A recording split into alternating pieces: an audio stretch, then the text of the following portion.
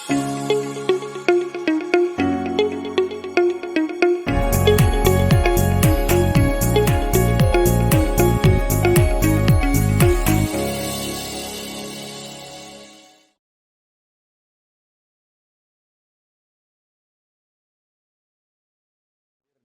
siang hari ini untuk siaran jarak jauh, hashtagnya tetap di rumah aja tetap kreatif.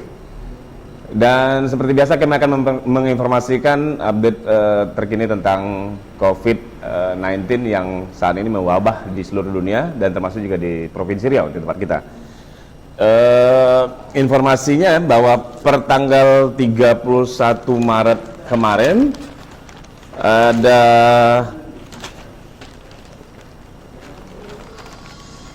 ada lebih kurang 14.879 orang ODP atau orang dalam pantauan, kemudian juga ada 109 PDP pasien dalam pengawasan, dan dari 109 tersebut 79 orang masih dirawat dan 29 orang negatif, serta dipulangkan satu orang dan satu orang PDP meninggal dunia. Saat ini positif COVID-19 di Provinsi Riau ada 3 orang.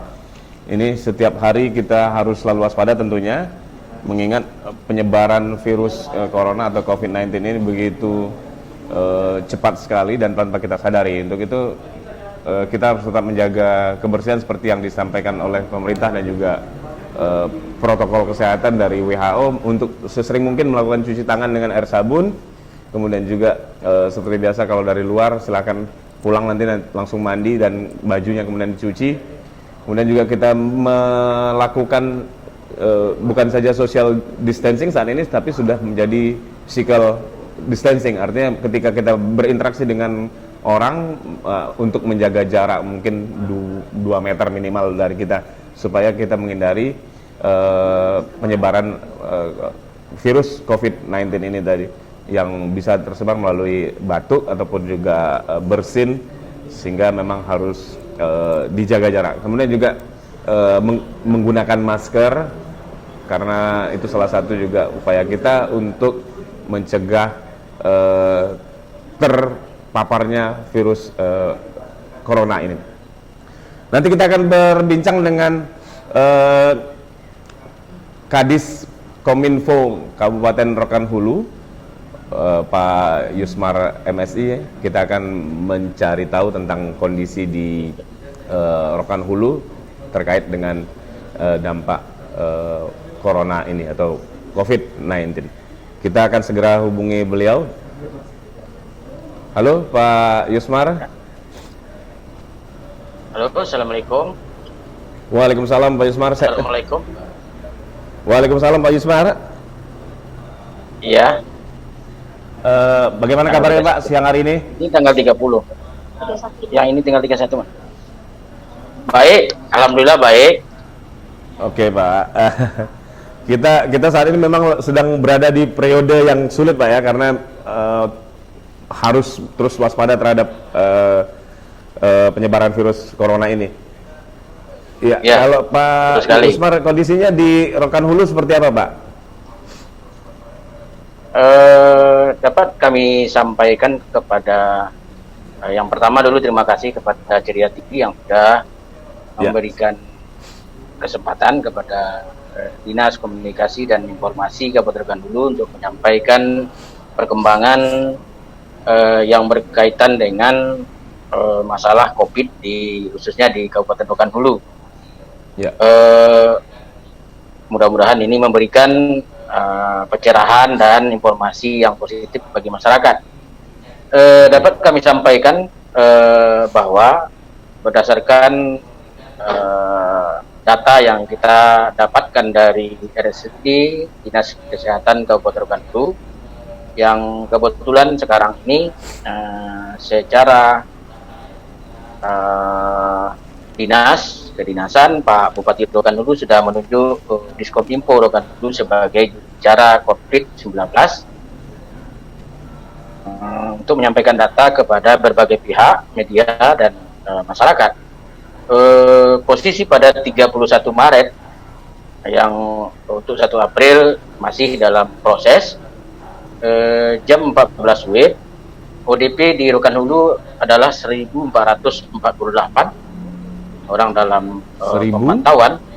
Kemudian PDP 1.448. Kemudian PDP-nya ada 5 orang. 5 orang Pak ya PDP ya? Ya, 5 orang. Kalau sejauh ini di Rokan Hulu belum ditemukan yang positif Pak ya? Alhamdulillah tidak ditemukan yang positif, dan kita juga berdoa dan berharap mudah-mudahan selamanya tidak ditemukanlah yang positif, Pak. Amin. Baik, Pak Yuswar, di Rokan Hulu sendiri apa yang sudah dilakukan oleh pemerintah Kabupaten Rokan Hulu untuk menangani masalah COVID-19 ini, Pak? Dapat kami sampaikan bahwa ada beberapa kebijakan dan langkah-langkah umum yang sudah ditampil oleh Pak Bupati Rokan Hulu, Pak Adi Sudiman. Di antaranya adalah melaksanakan pengumuman, himbauan dan instruksi kepada pemerintah bersama dengan Forkopimda, baik pemerintah kecamatan maupun desa, bahkan sampai ke RW RT, untuk bagaimana masyarakat siap mengantisipasi persoalan COVID-19 di Kabupaten Rokan Hulu. Dan perlu kami sampaikan, Kabupaten Rokan Hulu tidak melawan, Pak, tapi antisipasi, karena ini barang ini sudah berat, tidak bisa dilawan. Maka kita antisipasi. Kebijakan-kebijakan itu di samping ada himbauan dan instruksi, juga sudah membuat posko untuk pelayanan di kantor PMI Kabupaten Rokan Hulu, dan datanya satu data melalui Dinas Komunikasi dan Informatika sebagai juru bicara. Langkah nyata lainnya adalah bantuan-bantuan sesuai dengan kemampuan, apakah masker, kemudian mengisolasi, bukan sampai mengisolasi, tapi memberikan posko-posko di tempat-tempat perbatasan, khususnya di perbatasan antara Tambusai Utara dengan Padang Lawas, kemudian Simpang TB, Simpang Tandun, itu untuk masyarakat kita yang dari Kampar, dari Pekanbaru, dari Bengkalis, dan dari Siak. Kemudian setelah dihitung ada memang 8 pintu masuk dari masyarakat kita atau warga kita yang bisa masuk ke Rokan Hulu. Untuk sementara ini baru 2 pintu masuk, ada 3 pintu masuk yang secara intent kita laksanakan, seperti Simpang Tandun, kemudian di Tambusai Utara, Simpang Kampak, dan di Tambusai untuk perbatasan dengan Padang Lawas. Langkah-langkah lainnya yang ditempuh seperti membuat tim gugus kendali yang melibatkan seluruh sektor dan dinas terkait, termasuk memberikan informasi-informasi yang kami juga terima kasih kepada Ceria TV, kepada masyarakat melalui media-media yang ada, baik sekarang banyak di daerah kita. Kalau untuk tindakan penyemprotan disinfektan, Pak, mungkin dilakukan juga, Pak, di wilayah Kabupaten Rokan Hulu? Oh ya, penyemprotan desinfektan di samping kemarin puncaknya dilaksanakan oleh Pak Kapolres dan jajarannya Kabupaten Rokan Hulu, sebelumnya baik oleh Dinas Kesehatan Kabupaten Rokan Hulu maupun secara mandiri dilaksanakan oleh pihak kecamatan, pihak desa, dan masyarakat lainnya, simpatisan, termasuk juga dengan anggota DPR kita, itu juga sudah dilaksanakan di kecamatan kah, di desa kah, atau di kampung-kampung. Bahkan ada yang secara mandiri masyarakat membuat sendiri dan melaksanakan desinfektan atau penyemprotan desinfektan ini di rumahnya masing-masing. Begitu, Pak. Kalau anak sekolah kan sesuai dengan instruksi dari Menteri Pendidikan kan diliburkan semua, Pak ya. Tapi kalau untuk perkantoran, apakah juga ada meliburkan karyawannya atau seperti apa di Kabupaten Rokan Hulu, Pak?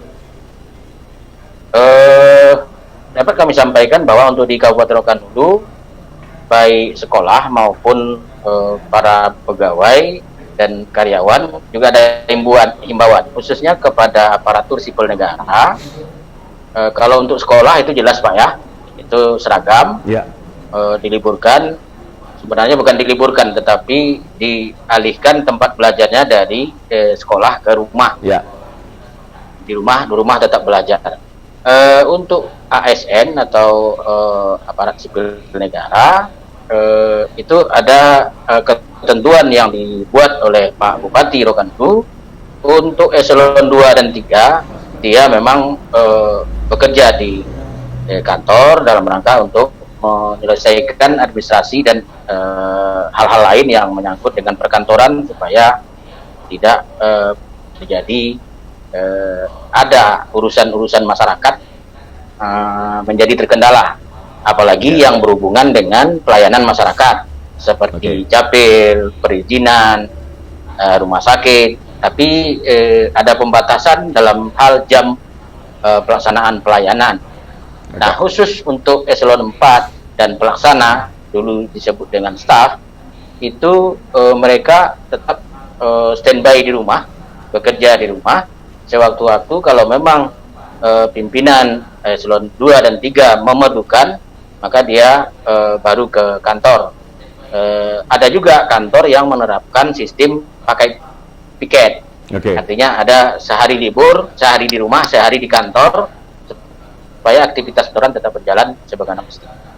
Begitu, Pak.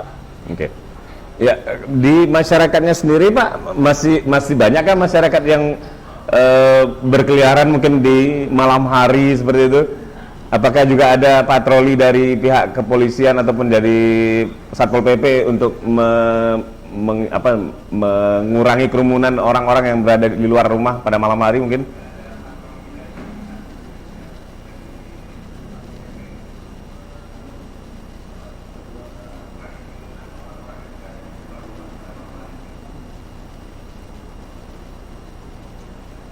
Halo, Pak Yuswar?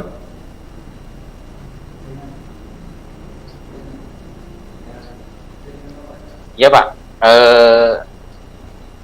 Khusus untuk masyarakat, pada awalnya mereka kemungkinan belum seluruhnya mengetahui tentang informasi masalah COVID atau virus corona ini, sehingga mereka masih